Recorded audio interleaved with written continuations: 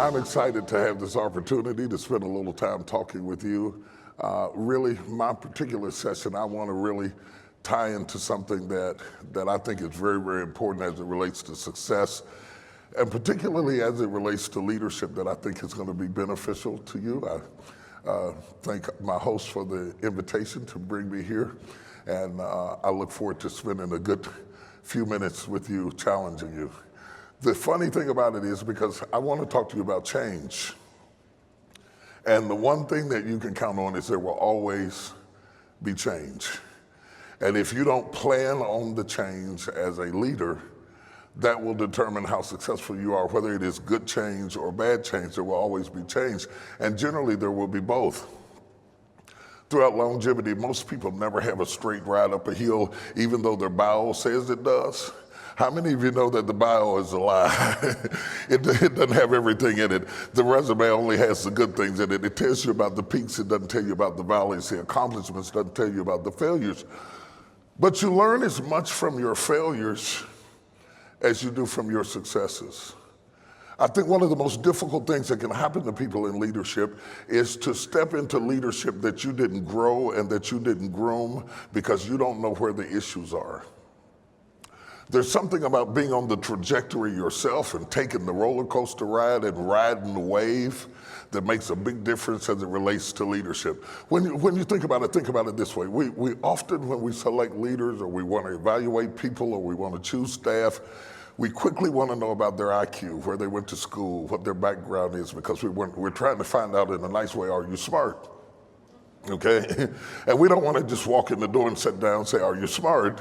So we start asking you all of these trick questions, how many people did you supervise? How long have you done it? The bottom line, we're trying to find out, am I hiring a ninny?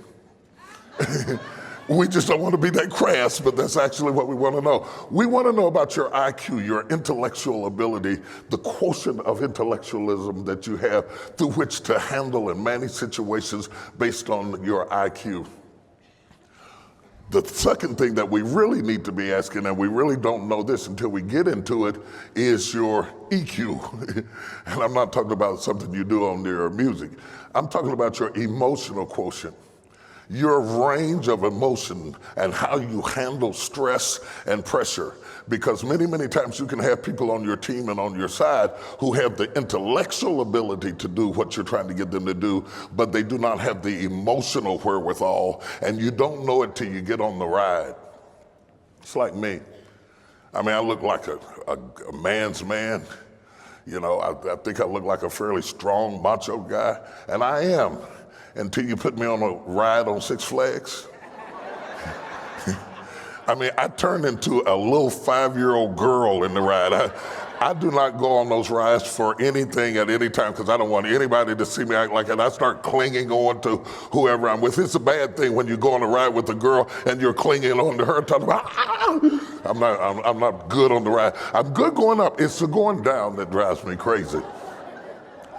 What you want to know is, can you handle the down ride? Do you turn into somebody else when things start getting crazy? Do you have the emotional maturity, the EQ, emotional quotient, to go through the highs and the lows of what it takes to be successful? Because if you're going to be successful, you learn from the lows how to ride on the highs. So if you can't take the dip, you can't take the climb. You have to have the emotional wherewithal to go on the journey and to be comfortable and to remain cool in a crisis. Not lose your head, not freak out, even though you want to. You can do it on the inside. You can be like a screaming 6-year-old girl on the inside, but on the outside, you have to maintain your cool. Because there is nothing as frightening as a frightened leader. It's scary. I don't know anything about flying a plane, but this is how I evaluate the trouble on the plane. I've gotten used to turbulence. I've flown all over the world. I've been in everything that would go up in the air. I rode on it. And I don't get nervous until the people up front get nervous. When they come out of the captain's booth like, immediately, I don't even have to get a report. I don't have to know what's wrong. I just panic. If they're kind of cool, and say, there's going to be a little bit of turbulence, fasten your seatbelts. I say, oh, it's cool. If you have somebody conveying a message with panic and fear and terror, you don't even have to know the details. You just start freaking out. That's what happens when you hire somebody who has the IQ but doesn't have the EQ to handle the ride, who freaks under pressure, who starts screaming at the staff, who starts yelling at the employees, and they just fall apart under pressure. So you want to make sure they have good IQ. You want to make sure they have good EQ. But here's the thing that is most important, and there is no test for it. Their AQ. And we never talk about AQ. You've heard people talk about IQ. You hear people talk about EQ. You don't hear people talk about AQ. AQ is your adaptability quotient. Are you adaptable? How do you respond to change? My class is supposed to deal with the ability to lead people, whether through change, unprecedented growth, or unexpected setbacks. It is the single most important thing that you have to have in order to be an effective leader today. When you hire somebody, or you move into a position, or you open up a company, or you start a business, it's a lot like getting married. It comes with this big warning, and in my other job, that's what I do. Dearly beloved, we are gathered here today to join together into the holy estate of matrimony, this man and this woman. And we start asking them the questions, the real question. The question should warn you.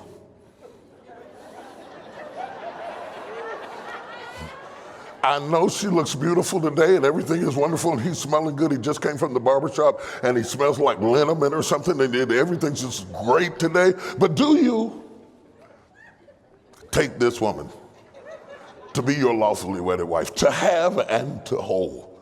And then we start getting, the have and hold is good. Then it starts getting into the crazy stuff. For richer or for poor, for better or for worse, in sickness and in health. And you know what we do? We tell you, we say, do you? And you say, I do. But you're saying I do to something that you've never seen. Because if you haven't spent time with them, you don't know how they act sick. I could deal with you sick, but I didn't know you got hateful when you got sick. I didn't know that when we get broke, you're going to freak and panic and move out and go back to your mother, for better or for worse, richer or for poor. And so I'm saying I do to some blank circumstances, and I'll spend the next 20 years trying to figure out, do I? And that's a lot like going into business, and that's a lot like being successful, and that's a lot like hiring people. You kind of get some kind of flow, and we say, do you? And they say, I do, and then you hire them, and then you think, do you? Do you really?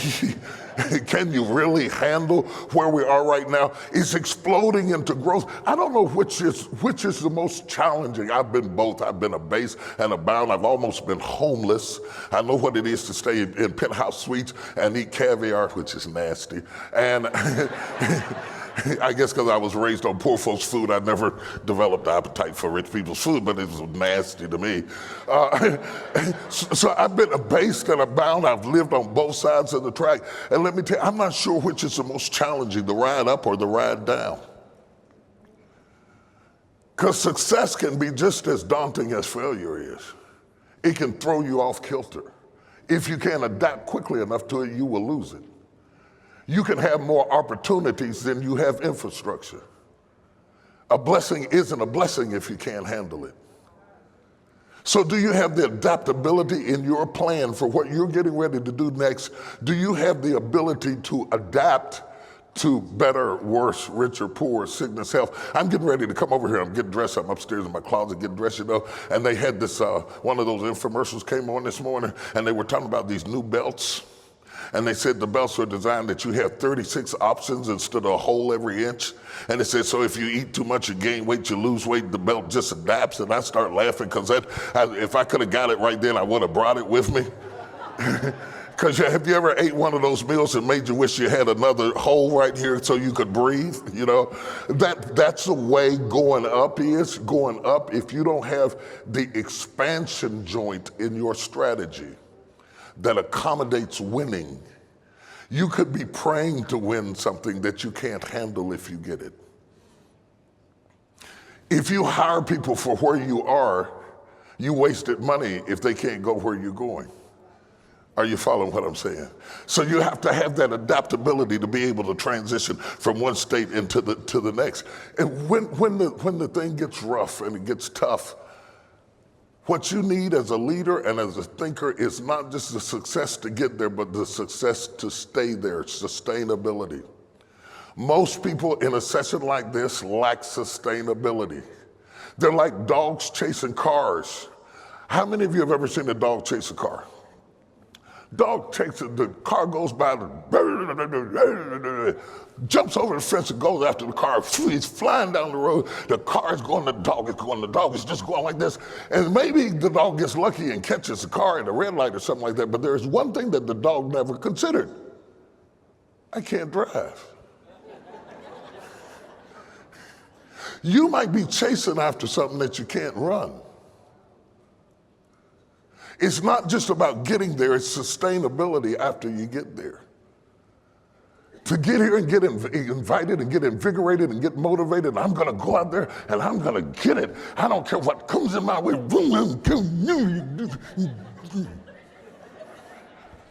Yeah. See, you do that, make faces in the mirror, get yourself ready, go get it, get it. Get it, get it. But can you run it after you get it? What gives people comfort in leadership is when there is a commitment to stability in the midst of fluctuations. So the whole issue, the only thing that should be stable in your ride to success is you. And if you're not a person who can be stable in the ride, you shouldn't get in the car. Stability in the midst of fluctuations is quite important. In essence, that's what I'm trying to convey to you. So what do you do when it's bad news? The best thing to do with bad news is to deliver a clear, accurate, concise message. A clear, accurate, concise message. Hello, AT&T, I cannot pay you. I will pay you next month, next year, 6 months. Clear messaging creates clear expectation, which avoids disappointment. People can handle bad news if they can trust your message. This is what happened. This is how we're going to handle it. And we are sorry. Bada boom, bada bang, boosh. But if you don't give clear messaging, united. Who said that? If you don't give clear messaging, you got to do damage control over and over and over again as people lose their heads and freak out. It is not what happens to you that matters. It is how you handle it. Are you getting what I'm saying? So I want to go to the positive end, and I'm trying to hurry because I got a lot to tell you and I don't have much time. I want to tell you about success strain. Success strain. Success creates strain. It challenges your ability to grow and to evolve. The very thing that you're here to get is the very thing that's going to drive you nuts. It's strain, the strain of winning, the strain of getting more response than you expected, the strain of getting the deal. I got the deal, I got the deal, I got the deal. Can you handle it? You can't handle the deal. Excuse me, there's 5 people standing up here. Success strain. When you win, it strains you. Stress is an indicator. It's a benefit, it's a favor. It lets you know you're at your limits. It does not mean that you cannot do it, but it does mean you have to change something. Anytime there is stress, you have to change structure or strategy. Whenever I am stressed out, it is an indication that I don't have the strategy or the structure for where I'm at, and that stress is a warning bell that you need to reboot, recalibrate, and either change your structure or your strategy for what's about to happen in your life. I'm gonna spend my last few minutes helping you to look at that strategy, that structure. I'm from West Virginia. We had a silver bridge in West Virginia. The bridge collapsed, people died. It was a horrible experience. And when they did research in it, they said the bridge collapsed because of stress. That means whoever designed the bridge did not plan for the weight of winning. And I want you to take into serious consideration the weight of winning. Because if you don't, once you get up there, just through the pressure of winning, you didn't build in the structure and the strategy to handle it. And stress is going to be your warning bell going off at 2 o'clock in the morning as you're looking out the window in the middle of the night that you need to change. You can't have 7 kids in one car. Even though you can have the baby, you don't have the structure to handle the trip. So now you have to add that kind of infrastructure. And I want you to think, since you're probably going to be working with limited people, you got big dreams but limited budget, and you've got a lot of people, a small amount of people to handle. Are they tough enough? Do they have the structure to handle the stress of winning? Is your strategy like my belt I saw before I left to come over here? Does it have enough notches to handle the strain of winning? Adding and changing and adaptability of that structure and strategy is very important. Built-in flexibility for best and worst case scenarios is very, very important. So I'm looking at my life, and I'm looking at my life. I'm going to deal with my life, your life, in 2 categories. One of them I'm going to call the whirlwind. The whirlwind is all the craziness you've got going in your life that demands your attention, and it is consistent. Your whirlwind is all of that stuff that, because you're good at doing it, you create a whirlwind in your life and then sit on the side of the bed talking about, I'm tired. You did it to yourself. Because you're a winner, you have a whirlwind. Every winner has a whirlwind. Managing that whirlwind is important. But if you spend 100% of your time managing your whirlwind, you don't have time for growth. The whirlwind is an issue for one reason. It is like a football game. You know what the most important feature of a football game is? It's not the linebacker, it's not the coach, it's not who owns it, it's not the colors of the uniform, it's not the quarterback, it's the clock. The clock is the most important feature of the football game. Because what makes the football game exciting is the clock. The clock says you've only got a certain amount of time to do this. You know what the whirlwind does not have? It does not have a clock. These are the endless tasks in your life that spend all the time. All the time. You know when you get there, you've got this to do. You know when you get up on Friday, you've got that to do. The whirlwind of issues and problems it takes to make you, you. If you're giving 100% of your time to the whirlwind, you'll never get where you're trying to go.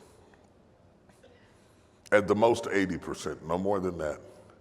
80% goes to the whirlwind. 20% goes to the wigs. I'm not talking about what you wear in your head. I call them wigs. They are your wildly inspiring goals. Your wildly inspiring goals. If you don't carve out time to think toward and plan toward and strategize your wildly inspiring goals, don't get 10 of them, that's too many. Don't get 5, that's too many. At the most 2. And make sure that your goal is worthy of your 20%. A wildly inspiring goal is something that if you got it, it will change how you deal with the whirlwind. A wildly inspiring goal is worthy of you setting aside your time and energy to focus on it. And it's not a goal if it doesn't have a clock. For instance, if you say, our goal is to provide better service to our customers, that's going to be a wildly inspiring goal. It's also going to be an unattainable goal because it is so abstract that you never know when you've done it. But if you take the same goal and say, we are getting report cards back from our customers, and our goal is to, by the end of the year, to get 70% positive report cards back. Now we have a date, and we have an indicator, and it is measurable, and it is quantifiable, and it's going to give you the thing that you need to continue to be creative, the satiety of winning. If you build a life that never says you won, all you're going to end up with is tired. For these wildly inspiring goals, we don't want any more than 2 of them. We want them to have a date on them, and we want them to be indicators to us that we have completed this so that we can have the celebration feeling of having won the game.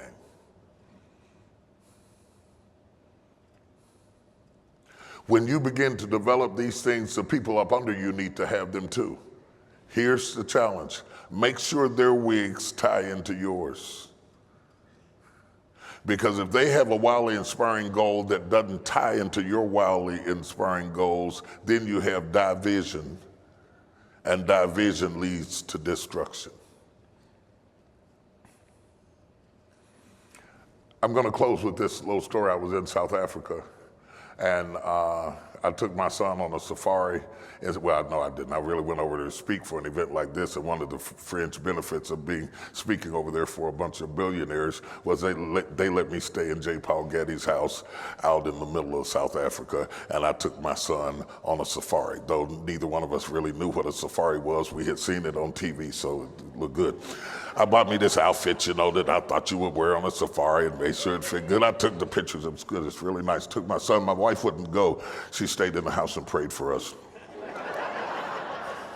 We get out there, and I'm out there with the zoologist, and the zoologist is sitting right beside me, you know, and he's telling me all of the deep things about the lions and the eagles, and we're seeing the gazelles running, we're seeing the zebras going, we're seeing everything moving. It's amazing. And he's just telling me all kind of information. I noticed on the front of the Jeep, sitting in a chair that had been bolted down to the Jeep, was a Zulu. And the Zulu had a rifle, and he was quiet. He didn't say anything the whole time.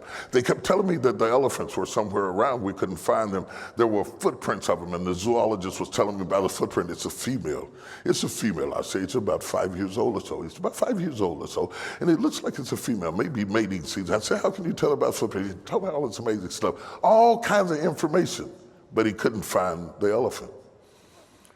It's getting dark, and Dexter's making me look bad because I told Dexter, my son, we were going to see the elephants. And he said, Daddy, we still don't see the elephants. I looked at the guy and said, we still don't see the elephant. And he's explaining it and he's describing it, but he can't find it.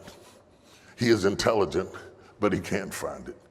Finally, the Zulu, who said nothing the whole time, stood up and said, the elephant is over there. It is over there. All of a sudden, my head exploded because I had everything that you need to win. I was inspired to take the trip. And then I had the intelligence of the zoologist to explain the trip I was on. And then the Zulu gave me the instinct to know what intelligence could explain but couldn't find. Inspiration could inspire it, but it couldn't find it. Intelligence can describe it, but it cannot find it. Ultimately, it is always instinct that tests the wind and says, the elephant is over there. If you take intelligence, inspiration, and instinct into every strategy you will ever go after, no matter the obstacle, the test, the storm, the trial, the tribulation, no matter how many people are against you or the haters who said you can't do it, you can't become it, you can't have it, no matter what your ex-husband said about you, if you take these 3 soldiers with you, intellect, instinct, and inspiration, you will always achieve your dream. Touch your neighbor and say, you are close. You are close. As I close today, I want to say this one thing to you. And I want you to remember it, and I want you to hold on to it. No matter whether things are better or worse, richer or poor, going up or going down. Always remember that you would not be stressed or frustrated if you were not close to what you were trying to achieve. If you were not close to it, you wouldn't have that feeling down in your gut and in your spirit that something is about to happen in your life. And if you forget everything else that I said to you today, always, always remember, the elephant is over there. Thank you.